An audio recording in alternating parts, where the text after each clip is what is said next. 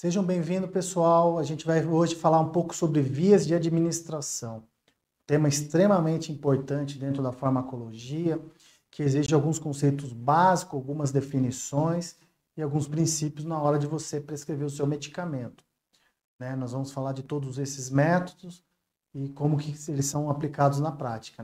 A gente vai dar alguns conceitos referentes a essas vias, quais são essas vias propriamente ditas, dando alguns exemplos de alguns medicamentos no embalo, e a dosimetria dos fármacos, que é com relação à concentração e composição desse medicamento. Bom, a definição então de vias de administração, na prática, significa o quê? Qual é o método que eu vou utilizar para aquele fármaco que eu vou usar para ter o efeito esperado no meu organismo? Então, quando eu quero saber com relação a algum medicamento, isso é importante para a gente, Qual é o método que eu vou utilizar para ter aquele medicamento agindo no meu organismo? É via oral? É via sublingual? É via retal? É via intratecal? É via ocular? E a gente vai ver em todos esses métodos a sua aplicabilidade. Mas isso é importante de eu saber, porque se eu peço para fazer uma medicação endovenosa na veia, de um medicamento que era para ser feito por via intramuscular, isso vai me trazer problema. E vai me trazer problema grave. Alguns medicamentos, às vezes, eu consigo escapar da gravidade dele. Um medicamento que era para ser feito por via endovenosa e eu fiz por via intradérmica, ele não vai me proporcionar o efeito esperado. Vai me dar um problema importante no local aplicado, mas não vai me trazer repercussões importantes no meu organismo.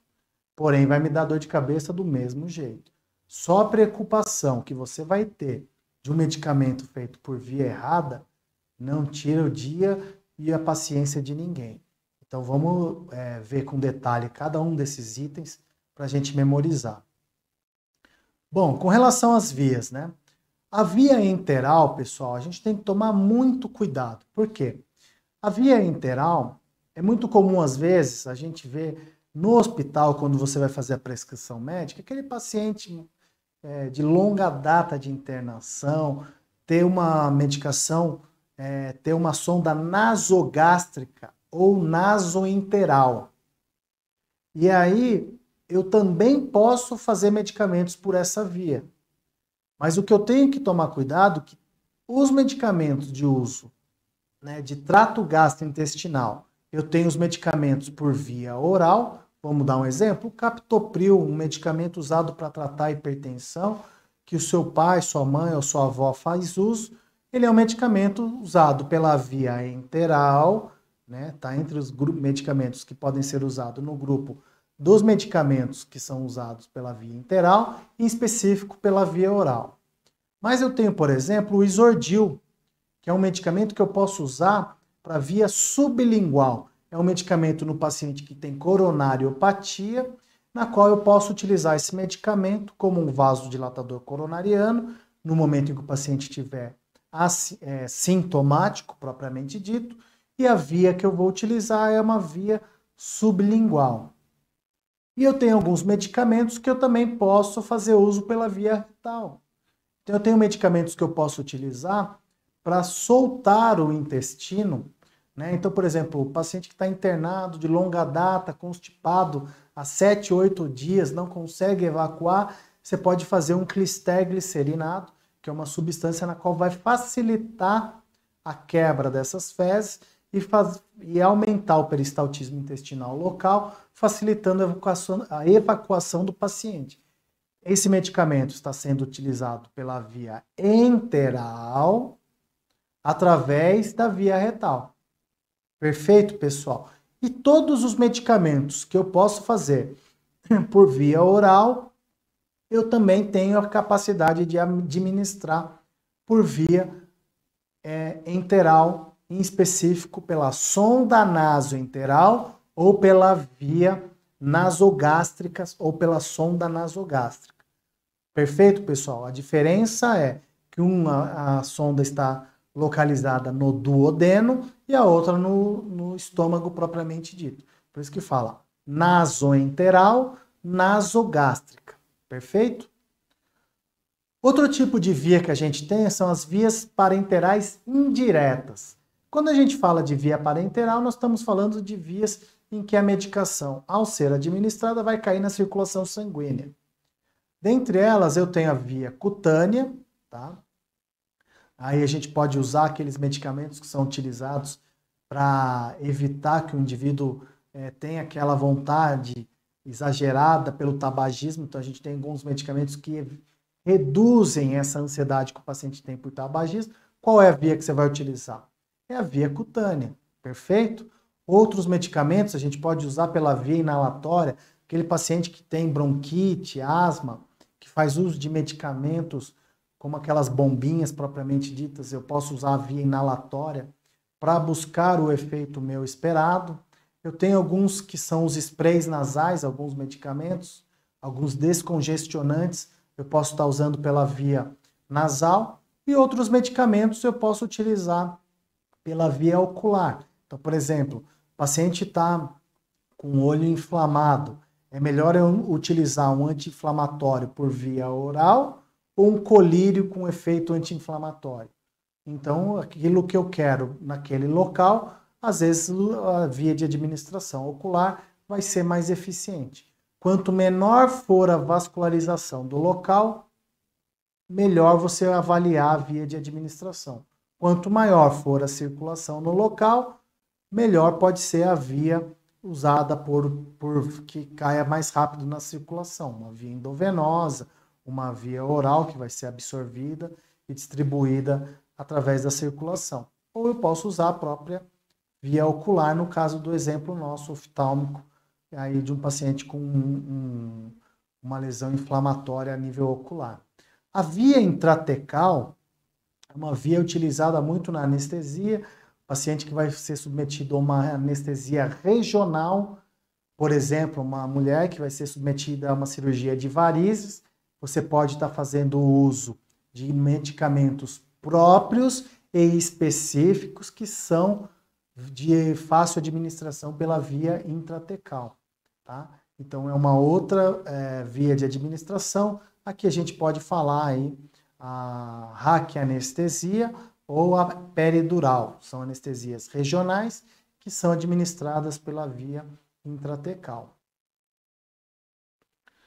A via parenteral direta, né, que a gente determina, são as vias em onde, quando eu administro, rapidamente vão ter algum efeito na sua distribuição e, consequentemente, ter um efeito de cair na circulação sanguínea numa velocidade específica e determinada, né? Então, a via intravenosa ou endovenosa são os medicamentos feitos diretamente na veia.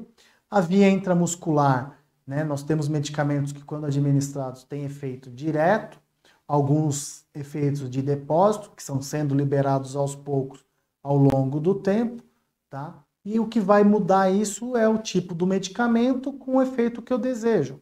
O anticoncepcional, eu tenho que fazer com que o medicamento seja liberado aos poucos ao longo de um mês, 3 meses, vai depender do medicamento que você está querendo fazer uso.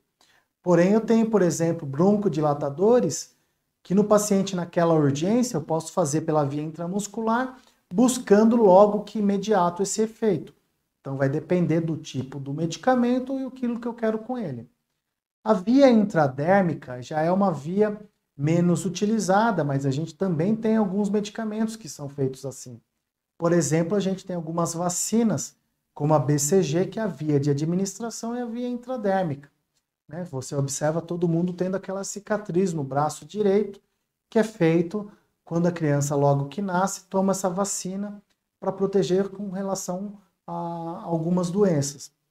E a via subcutânea, tá? Que a gente tem que tomar muito cuidado, porque muitas vezes o paciente é prescrito para se tomar uma medicação subcutânea e é feito na via intramuscular. E o oposto também é verdadeiro.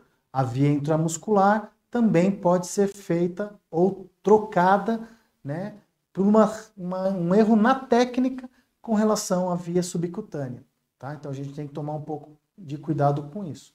Já a dosimetria, pessoal, o que eu quero que vocês saibam? Todo medicamento ele tem uma concentração, tá, dentro de um solvente, de um soluto, na qual ele me proporciona a concentração dessa droga. Então, por exemplo, dipirona 500 miligramas, dipirona sódica 500 miligramas. Então, eu tenho o meu medicamento, o meu solvente e o meu soluto. Aqui no exemplo que eu coloquei, por exemplo, a gente pode falar de um anestésico. Uma ampola de 20 ml do fármaco, em específico a lidocaína, com uma proporção de massa e volume em percentual. Então, eu posso ter lidocaína, meu princípio ativo, numa quantidade de 20 ml, numa concentração a 2%. Isso é importante eu saber? É importante, porque a partir do momento que eu tenho essa composição, eu vou saber a concentração do fármaco em percentual, a concentração do medicamento no seu volume e quanto que eu tenho de massa desse medicamento. Você fala, João, mas é importante saber isso? É, por quê? A lidocaína eu tenho a 2%, com vasoconstritor e sem vasoconstritor. Mas eu tenho também a 1% com e sem vaso. Então eu tenho o mesmo volume e concentrações diferentes. Ah, se eu estou usando 1% numa pessoa que tem 100 quilos, eu vou ver essa dose por quilo de peso. Porém, se eu pego essa mesma ampola, esse mesmo frasco, numa pessoa que pesa 40 quilos, eu vou atingir uma dose por quilo de peso maior se eu usar o mesmo frasco, quando comparado com a pessoa de 100 quilos. E isso o que vai me proporcionar? A diferença entre o efeito tóxico do efeito adequado do anestésico. Então, por exemplo, quantos gramas de lidocaína eu tenho em uma ampola de 20 ml a 2%? Como é que eu faço esse cálculo, gente? Isso, pessoal, é para a vida, cai na prova e você precisa saber fazer esse cálculo. Bom, 20 ml a 2%, eu vou ter 0,4 gramas de lidocaína. Tá? Quando eu multiplico 20 vezes 2%, eu vou ter 0,4 gramas. Ou seja, mas esse medicamento, quando você vê na fórmula, ele fala assim, você pode administrar de 6 a 5 microgramas por quilo de peso. Tá?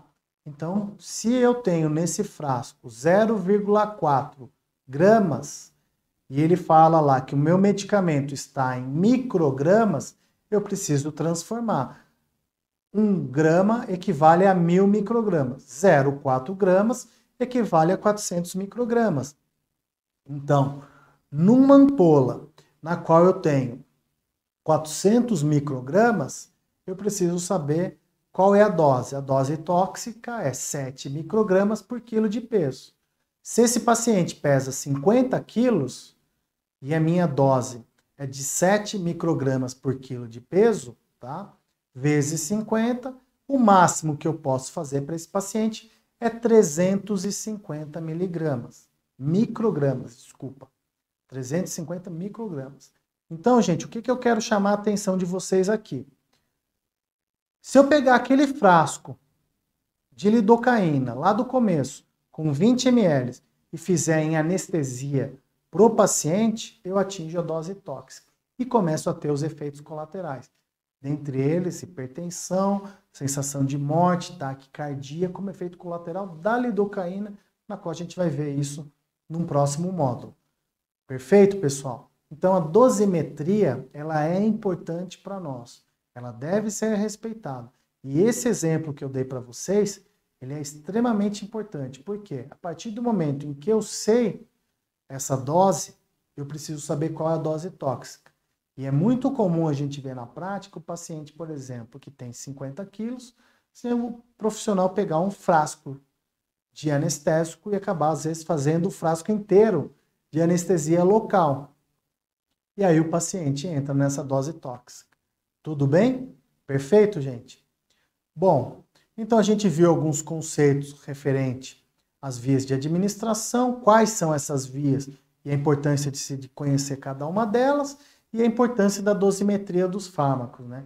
Que eu acho que sem isso você não pode prescrever um medicamento se você não conhece a dosimetria desse fármaco. Aqui está alguma das nossas referências aí que a gente usou para discutir esse tema nesse módulo e a gente se vê na próxima aula, pessoal. Boa sorte!